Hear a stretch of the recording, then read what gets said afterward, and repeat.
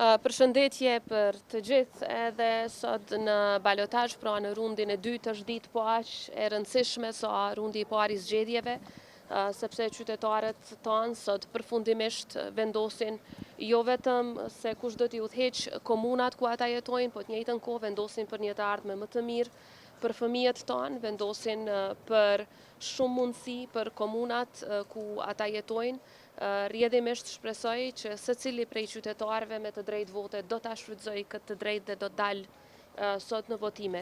Kosova ka demokracinë më të fortë elektorale në rajon dhe kjo është pikërisht për shkak të pjesëmarrjes së qytetarëve tonë në votime, për shkak të rregullsisë së proceseve zgjedhore dhe për shkak se gjithnjë organizojmë zgjedhje të lira e demokratike.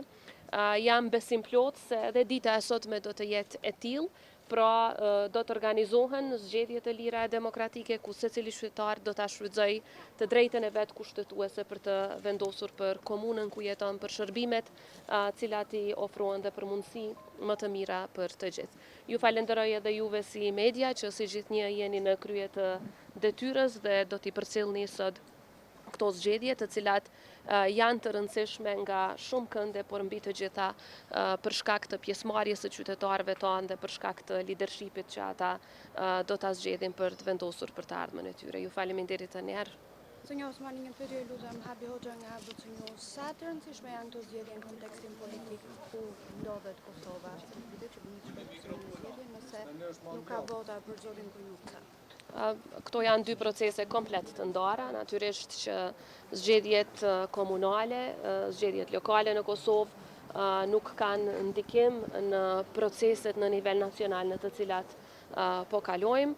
Proceset në nivel nacional janë duke u zhvilluar në përputhje të plot me kushtetutën e vendit dhe do të shohim në ditët në vijim se çfarë do të ndodhë. Megjithatë, çka është me rëndësi është që Kosova në çdo palë zgjedhje tregon maturi, tregon se respektohet qytetari, tregon se respektohet e drejta e votës.